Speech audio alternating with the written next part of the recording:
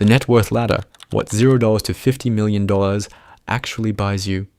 You're not in debt, you're not ahead, you're just even, and even feels like winning some weeks. Every dollar that comes in already has a job before you touch it. Rent, gas, the card you're supposed to pay off but never quite do. You don't budget. You survive in real time, watching the number in the app like it's a heart monitor. Nobody calls you first. Not the bank, not the recruiter, not the landlord with the good apartment. At zero, you're not invisible. You're just not worth the effort of being seen. This is the first number that feels like a floor instead of a cliff edge. One bad week won't wipe you out anymore. That alone changes how you sleep. You still check your balance before big purchases, but the checking isn't panic now. It's habit. Nobody's impressed by $10,000. But you are quietly because you remember zero.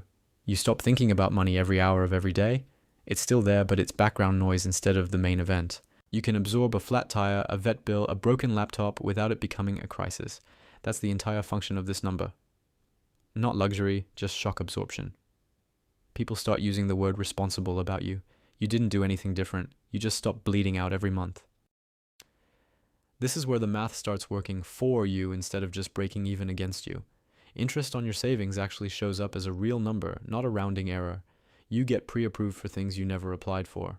Cards, loans, a better rate on a car you weren't shopping for. Nobody explains why. The system just started treating you like less of a risk because on paper, you are one. Friends start asking for advice instead of favors. Same person, different math, and somehow that changes what they think you know. $500,000 doesn't feel like $500,000. It feels like the absence of a specific kind of fear, the one where a single emergency undoes years of work. You start hearing new words: diversification, allocation, liquidity. Nobody teaches you these. You Google them at midnight the same way you used to Google how to fix check engine light at level 1.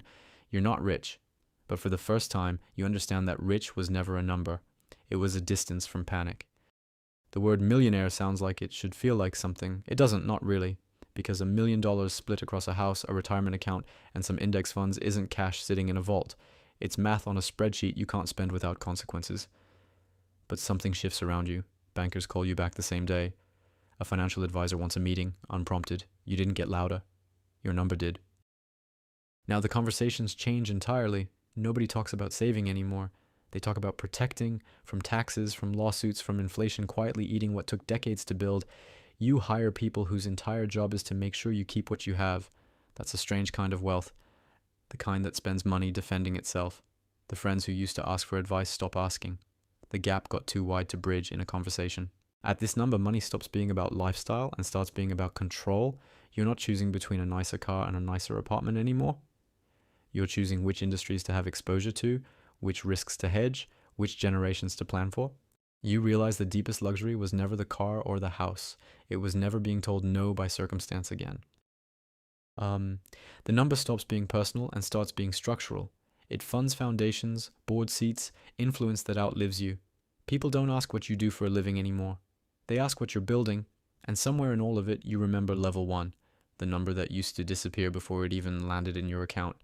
You remember it the way you remember a version of yourself who doesn't exist anymore. Familiar, but foreign. Every level on this ladder feels permanent while you're standing on it. None of them are the person checking their balance in a parking lot right now, hoping the gas station card doesn't decline. That person isn't behind. They're just standing on a rung everyone else on this list once stood on too. The ladder doesn't care who you were. It only asks what you do next.